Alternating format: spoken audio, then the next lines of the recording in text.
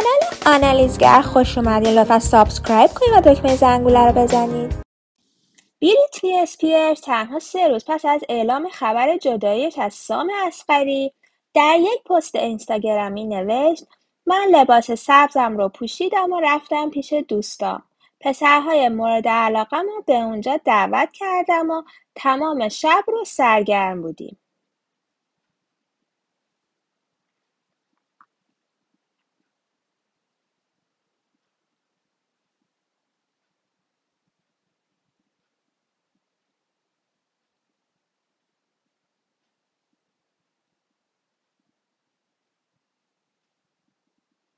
او همچنین با اشاره به تصویری که روز گذشته در هنگام خروج از یک رستوران ازش منتشر شده بود گفت: داشتم به خونه یک شخصی مثلا دوست میرفتم و با اتومبیلی رفتم که هرگز از آن استفاده نکرده بودم، اما نمیدونم پاپاراتزیا چطور تونستن دنبالم کنن.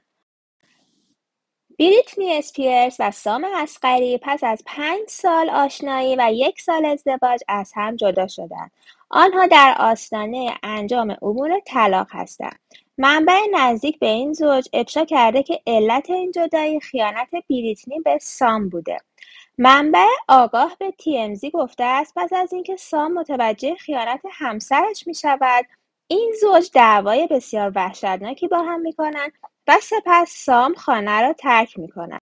اصغری هم‌اکنون 1 هفته است که خانه را ترک کرده است و در یک آپارتمان شخصی سکونت دارد. او به زودی پروسه طلاق را آغاز می‌کند.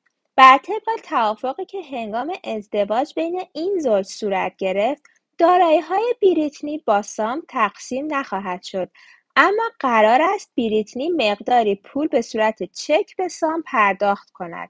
خبر جدایی سام و بریتنی مثل بمب صدا کرده و فقط ظرف چند ساعت کل رسانه‌ها را در نوردیده است و مانند مواد مذاب در شبکه‌های مجازی جریان دارد.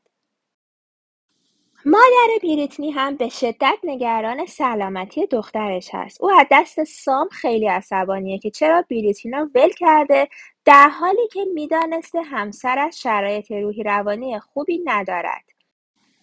مادرش درخواست کرده است که بریتنی سریعاً لس آنجلس را ترک کند و نزد خانواده‌اش برگردد. او گفته است که بریتنی در شرایط فعلی تنها شده و برایش بسیار خطرناک است. بریتنی و سام از زمانی که سام خانه را ترک کرده ارتباطشان قطع شده است و فقط وکلای آنها با هم صحبت می‌کنند. بریتنی بعد از سام هیچ حامی دیگری ندارد. او مدت‌هاست با پدر مادر و خواهر و برادر خود قطع ارتباط کرده و پسرانش هم بدون خداحافظی به هاوایی نقل مکان کردند. مرسی که تا آخر ویدیو همراه ما بودین. لطفاً نظرات و انتقادات خودتون رو برای ما کامنت کنین. تا ویدیو بعدی، خدا نگهدار.